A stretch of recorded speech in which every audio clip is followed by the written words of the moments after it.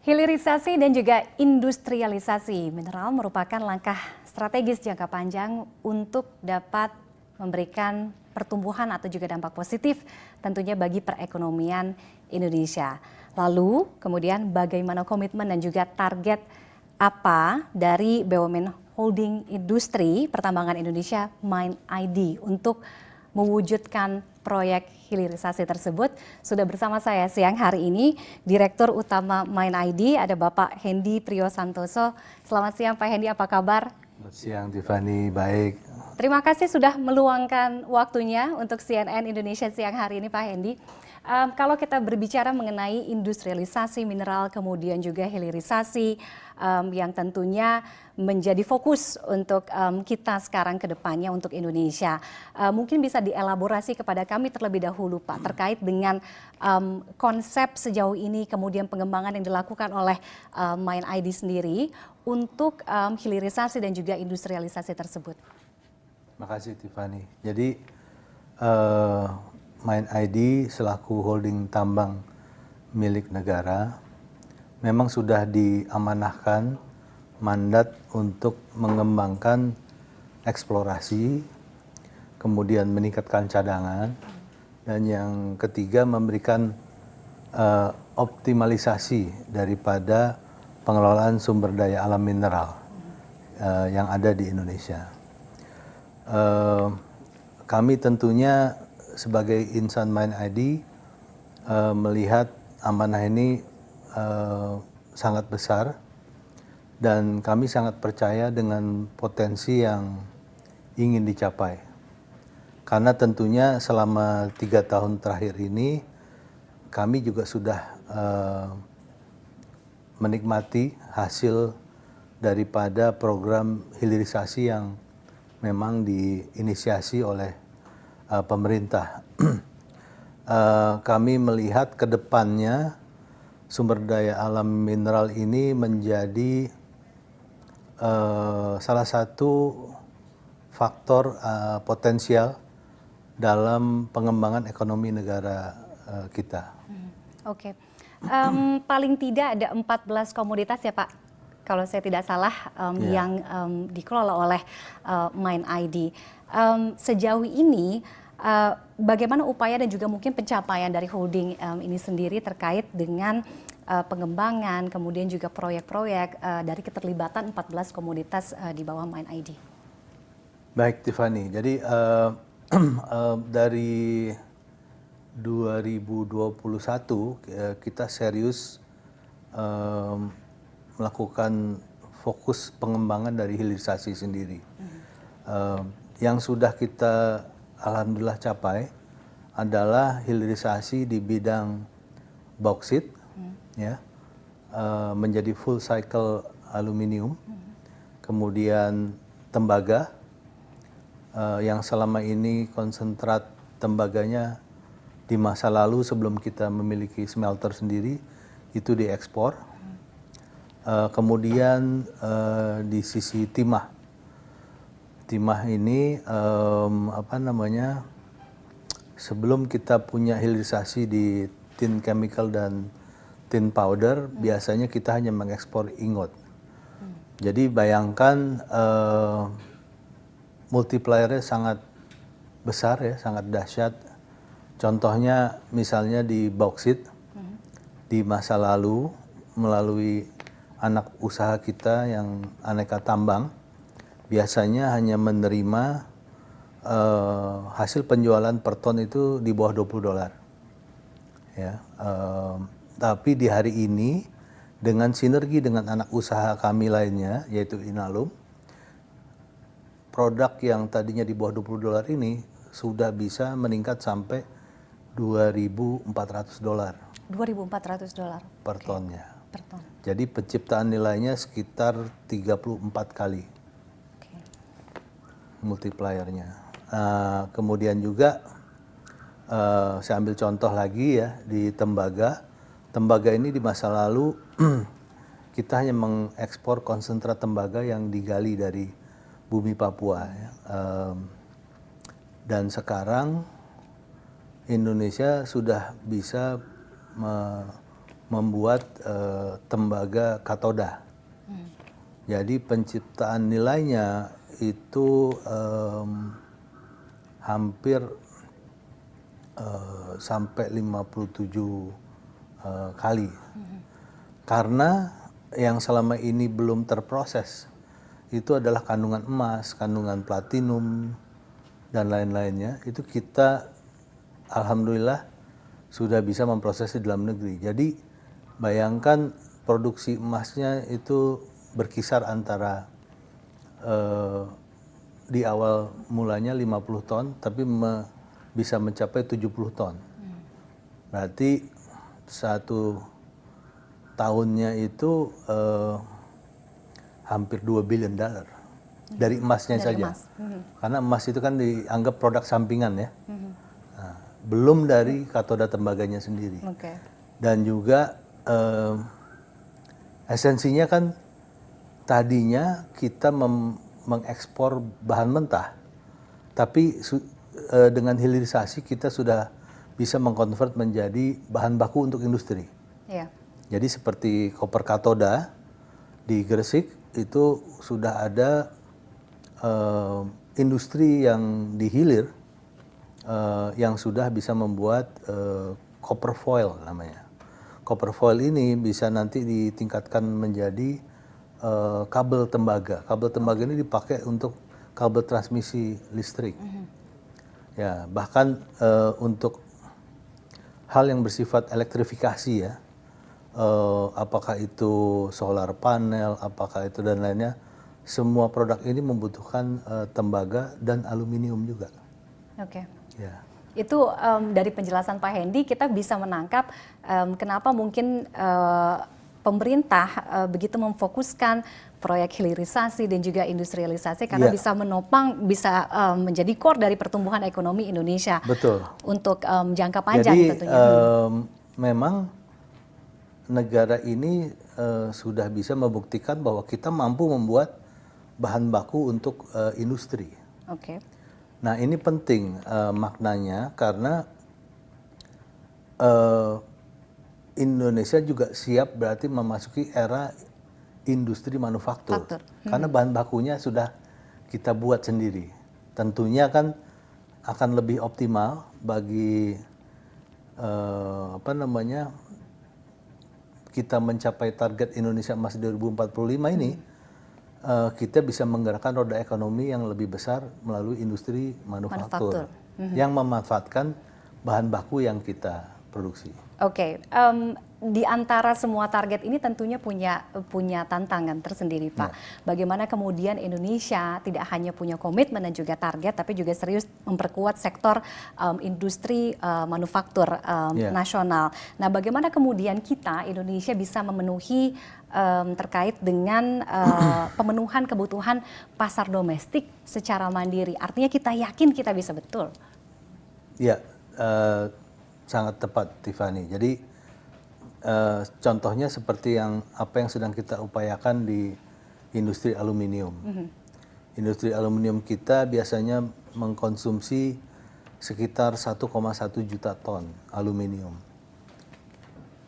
Satu-satunya produksi aluminium di Indonesia dilakukan oleh anak usaha kita yang namanya Inalum di Kuala Tanjung.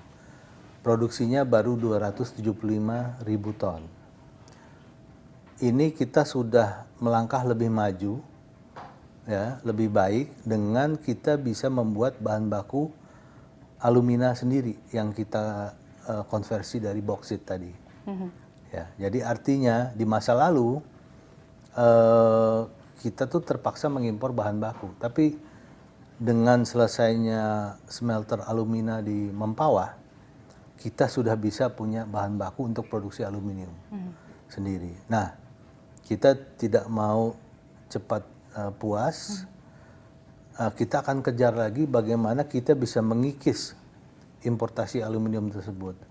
Jadi sudah baru selesai, kita sudah mau melangkah ke fase 2. Fase 2 kita akan bangun 1 juta ton lagi alumina smelter, ditambah tambahan kapasitas produksinya aluminium kita expand dari 275.000 kita tambah 600.000 lagi. Jadi sudah hampir 900.000 ton. Oke. Artinya mungkin kebutuhan importasi aluminium nanti akan lebih kecil. Artinya negara akan bisa menghemat devisa yang sangat besar juga. Mengejar banyak target, termasuk juga mengejar ambisi Indonesia, salah satunya ambisi besar Indonesia yaitu bisa menjadi pemain utama di ekosistem baterai EV, Pak. Kendaraan listrik atau electronic vehicle. Tapi mungkin kita akan jeda terlebih dahulu, Pak Hendy. Menarik kalau kita berbicara atau membahas mengenai kendaraan listrik. Kami masih akan lanjutkan perbincangan. Tetaplah bersama kami di CNN Indonesia. Berbicara mengenai ambisi Indonesia untuk mewujudkan hilirisasi dan juga industrialisasi mineral sangat besar. Salah satunya mungkin ini yang ada di pundaknya Pak Hendy ya bersama Mind ID. Kita berbicara mengenai ambisi besar Indonesia juga untuk tentunya bisa menjadi pemain utama di ekosistem baterai kendaraan listrik atau electronic vehicle. Pak Hendy, apa yang menjadi fokus pengembangan ekosistem baterai EV ini, Pak, supaya bisa menarik investasi gitu ya, investor yang memiliki return optimal gitu dan bisa mewujudkan ambisi besar Indonesia itu tadi? Terima kasih Tiffany. Jadi pertanyaannya sangat bagus. Jadi kira-kira 2 bulan yang lalu saya datang ke acara London Metal Exchange. Di sana para pengamat, para player, para banker itu berkumpul mendiskusikan proyeksi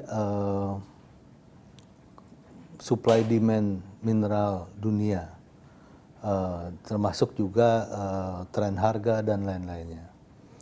Di situ para pengamat, para player dan para banker itu sepakat bahwa Indonesia itu ke depan mempunyai nilai yang sangat strategis. Kenapa? Karena diperkirakan dalam 5 tahun ke depan Indonesia akan menjadi player yang sangat dominan sebagai supplier nikel dunia. Diperkirakan akan mencapai 75%. Kalau nggak salah sekarang sudah 70%. Artinya sangat strategis karena nikel ini adalah bahan baku untuk electric battery. Dan tidak hanya sebenarnya nikel, kebetulan komoditas mineral lain yang juga penting dalam pembuatan satu battery pack itu adalah juga aluminium dan wiringnya dari tembaga. Jadi boleh dibilang kita cukup komplit. Sedangkan elemen lain misalnya kalau kita ambil baterai nikel mangan kobalt ya. Nikel kita punya, kobaltnya kita ekstraksi dari pemrosesan nikel. Jadi cukup lengkap. Artinya potensi Indonesia menjadi supplier electric battery dunia itu sangat baik. Dan baterai NMC ini punya keunggulan dibanding baterai lithium ion fosfat. Ya, karena jarak tempuhnya lebih jauh, karena storage yang lebih besar. Dan lebih stabil dari sisi kestabilan suhunya. Nah, tentunya kita kan berkiat ke sana. Mind ID ini saya harus jelaskan punya keterbatasan. Jadi kita tidak bisa serta-merta karena jati diri kita kan sebagai penambang. Penambang itu harus tahu battery limit ya. Artinya batasan di mana kita bisa melakukan usaha. Nah, jadi kita akan fokus di midstream atau di sektor tengahnya menghasilkan bahan baku untuk membuat bahan-bahan yang akan dijadikan bahan sebagai pembuat baterai electric vehicle. Jadi kan dari kita nikel terus kita buat smelternya, yang saprolet jadi ferronikel, yang limonite menjadi MHP. MHP ini bahan baku untuk membuat battery chemical namanya. Jadi Dari battery chemical akan kita buat precursor, terus kita buat katoda, dari katoda baru baterai sel, dari baterai sel baru battery pack. Nah, tentunya kita sangat optimis ya potensinya. Hanya juga saya juga ingin menghimbau ya, mungkin yang di industri manufakturnya juga itu bergiat menjemput bahan baku yang kita buat ini. Karena tentunya kan saya nggak bisa buat battery pack tanpa adanya OEM atau manufaktur mobil yang akan menggunakan EV-nya kan. Karena juga untuk buat baterai kita harus punya juga kontrak dengan pembeli baterainya. Kan setiap mobil baterainya beda-beda kan. Nah, jadi saya berharap pemerintah, para industrialis, BKPM, Kementerian Perindustrian, Kementerian Perdagangan bisa meramu iklim yang kondusif bagi menjadikan electric vehicle mobility ini menjadi tuan rumah di negeri sendiri. Jadi kita tidak lagi ragu atau masih mempunyai dual policy di mana yang internal combustion engine masih juga disupport gitu kan. Walaupun kita menginginkan sebenarnya pertumbuhan EV-nya lebih besar dan lebih ekspansif. Karena tentunya ya tadi kita bisa dari mobil listrik itu komponen terbesarnya kan baterai. Betul. Hampir 60%-nya itu baterai. Nah, ini harus disambut dengan kiat-kiat ya kan.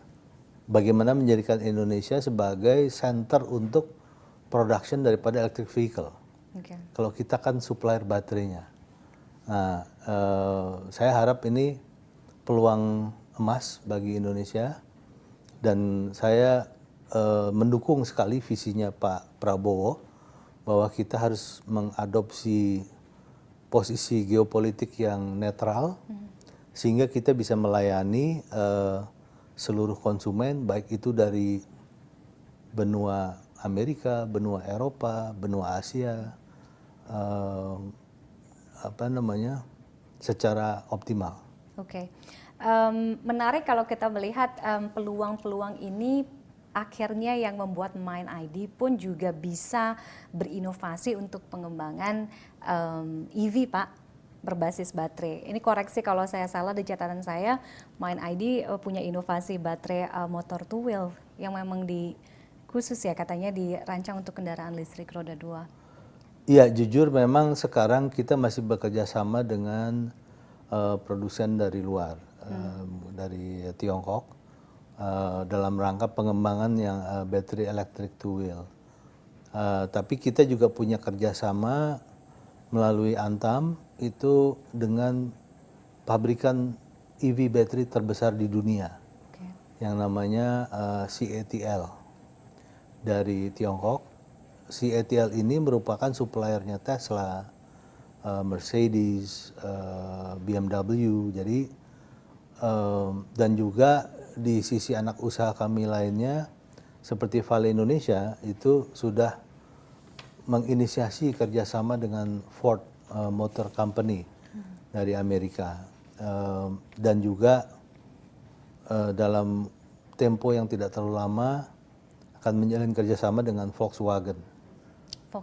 Volkswagen, iya. Tapi saya harap kita bisa optimal bagaimana menjadikan EV ini sarana kita untuk bertransisi menuju energi yang lebih ramah lingkungan, energi bersih lah. Energi bersih ya. Ini menyambung pertanyaan saya berikutnya, Pak Henny sudah bisa menangkap betul bagaimana komitmen dari Mind ID juga Pak untuk bisa mewujudkan transisi energi bersih guna mendukung net zero emission nanti tahun 2060 ya Pak ya. Tapi jangan dijawab dulu Pak, termasuk kita pengen tahu apa saja proyek strategis nasional dari Mind ID tentunya, nanti kita elaborasi lebih lanjut lagi. Tapi kita akan jeda terlebih dahulu, tetaplah bersama kami. Baik, masih bersama saya Tiffany Raitama dan juga bersama Pak Hendy, Direktur Utama dari Mind ID. Pak, kalau kita lihat kan Presiden Prabowo sudah menginstruksikan jajarannya untuk merumuskan program hilirisasi untuk memperluas potensi-potensi yang ada tentunya. Nah, komitmen dari Mind ID mungkin bisa dielaborasi melalui proyek-proyek strategis nasional Mind ID nih Pak ke depannya. Ya, jadi bagi kami ini bukan hal yang baru. Kami melanjutkan program yang sudah dimulai mungkin sekitar 3 tahun yang lalu, dan ke depan kami akan terus mengutamakan pengembangan yang bisa juga membantu negara. Jadi mengurangi importasi misalnya daripada bahan baku, mengurangi importasi daripada barang konsumsi di bidang manufaktur. Dengan cara tadi membuat bahan baku supaya industri manufakturnya ada di dalam negeri, sehingga tidak ada nilai value creation yang hilang, yang tetap di luar negeri. Nah, saya melihat peluang emasnya ada di waktu sekarang ini dengan terpilihnya Presiden Trump.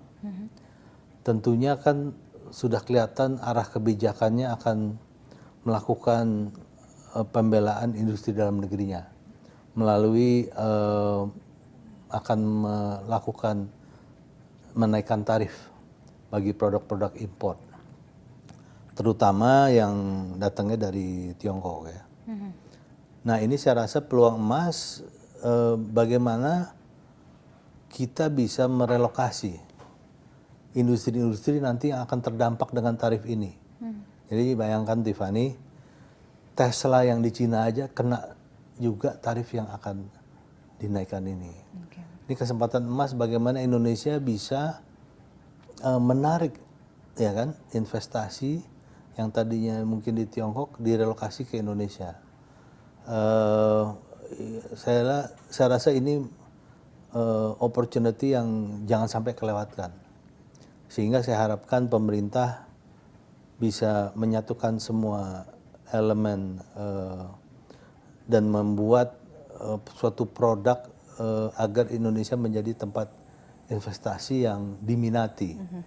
Kita jangan sampai kalah dengan Vietnam, dengan Thailand, karena selama ini overflow daripada reinvestasi yang dari Cina datangnya ke sana, ke Vietnam, ke Thailand, bahkan ke Malaysia. Jadi saya harap dengan kita sediakan bahan baku terutama ya untuk industri elektronik, kita juga harus menggiatkan industri manufaktur elektronik yang bersifat lebih high tech.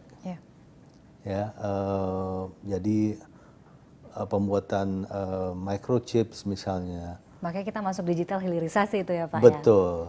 Ya? Jadi konsepnya Pak Wapres kita tidak salah. Iya. Tadi Pak Hendy sudah menyinggung soal emas. Tapi kita bukan berbicara mengenai emas komoditas, salah satu komoditas dari Mind ID, tapi bagaimana kita bisa mencapai visi, misi dan juga Indonesia Emas Pak tahun 2045. Kalau Pak Hendy terawang gitu ya Pak, ke depan ya melihat prospek jangka panjang dari industri pertambangan di Indonesia, akan seperti apa dengan ambisi yang sudah kita punya, dengan modal yang sudah kita punya? Apakah hilirisasi ini akan dapat mewujudkan Indonesia swasembada mineral? Oh, saya yakin. Saya yakin dengan hal yang bisa kita lakukan itu minimal kita sudah bisa buat bahan baku. Nah, ini tantangan ini harus dijawab dengan gelarnya industri manufaktur yang besar-besaran. Karena Indonesia sebagai pasar sendiri itu sudah sangat besar. Penduduknya 270 jutaan. Bukan pasar yang kecil. Jadi saya berharap dengan adanya semua komponen bahan baku untuk industri elektronik dan high tech ini disambut dengan baik.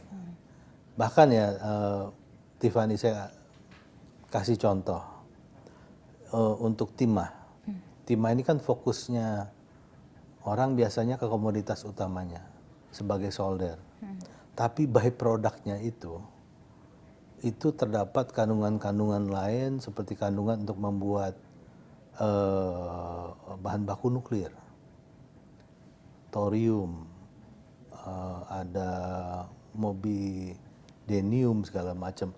Ini bahan-bahan yang sangat langka yang dipakai oleh industri pertahanan yang high tech. Jadi misalnya pelapisnya pesawat siluman gitu. Oke. Ini apa namanya harus bisa kita manfaatkan juga. Oke.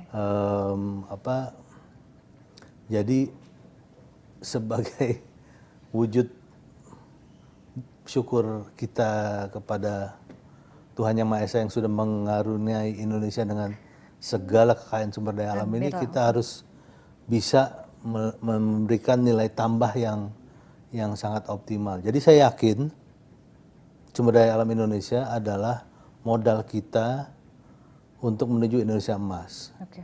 Bagaimana dari 5% mudah-mudahan ke 8%, saya rasa ini adalah satu faktor pendorong utamanya. Dan saya yakini juga dengan pengembangan yang kita lakukan penciptaan lapangan kerja. Iya. Belum nanti jumlah lapangan kerja yang diciptakan begitu industri manufaktur jalan Bertambah. lebih banyak lagi. Jadi bonus demografi kita insya Allah kita bisa manfaatkan dengan sebaik-baiknya. Itu makanya masuk dalam target hilirisasi berkelanjutan. Sustainable ini juga salah satunya itu ya Pak, yang punya manfaat berdampak luas pada masyarakat. Semua elemen bahan baku begitu itu nanti dijadikan barang produk jadi, itu akan semua merepresentasikan gerakan menuju energi yang bersih. Oke. Karena elektrifikasi kan, listrik. Oke. Ya. Pak Hendy cakap sekali menangkap aliran-aliran karena tahu pertanyaan saya ngomongin soal energi bersih. Bagaimana komitmen Mind ID Pak kalau kita berbicara mengenai transisi energi bersih untuk mendukung net zero emission pada tahun 2060? Ya, kalau kami bukan hanya percaya tapi kita sudah lakukan. Okay. Contohnya aluminium smelter kita yang di Kuala Tanjung itu total 100% dari energi bersih, dari hydro power. Okay. Yang kita generate dari aliran dari Danau Toba sana. Kita buat jadi hydroelektrik sehingga bisa menjadi green aluminium. Juga seperti yang dilakukan oleh anak usaha kami, Vale Indonesia, juga memanfaatkan Danau Matano sebagai sumber energi. Kita bangkitkan menjadi listrik dan smelternya pembangkitannya dari listrik, dari tenaga air. Jadi bila mana memang memungkinkan, kami pasti akan mengoptimalkan pemakaian energi yang ramah lingkungan. Cuman bila mana ada situasi atau lokasi yang memang tidak terdapat sumber energi bersih, tentunya kita tidak bisa paksakan kan. Karena contohnya seperti photovoltaik ya, solar power itu ternyata di Indonesia efektivitasnya hanya 60% kalau dibanding dengan negara misalnya di Timur Tengah dan lainnya, di mana sinar mataharinya bisa sangat optimal, available-nya juga dalam jangka waktu yang lebih lama gitu kan. Oke. Gitu. Baik. Menarik Pak Hendy kalau kita berbicara industrialisasi mineral, hilirisasi, akan panjang tentunya. Mudah-mudahan kita bisa punya kesempatan untuk berdiskusi lebih panjang lagi nanti waktunya di lain kesempatan. Tapi melalui dialog kali ini kami harapkan bisa menambah wawasan dan juga kepada masyarakat terkait proyek-proyek hilirisasi, bagaimana mengoptimalkan, kemudian inovasi yang diterapkan dalam industri pertambangan dan juga pengolahan. Demikian wawancara kami bersama Bapak Hendy Priyosantoso, Direktur Utama Mind ID. Sekali lagi terima kasih Pak Hendy atas waktunya waktunya bersama CNN Indonesia. Mudah-mudahan visi misi Indonesia 2045 ya. Amin. Ada di depan mata. Siap. Baik, itu tadi dialog kami bersama Direktur Utama Mind ID. Kita bertemu lagi di special interview berikutnya. Saya Tiffany Raitama pamit. Sampai jumpa.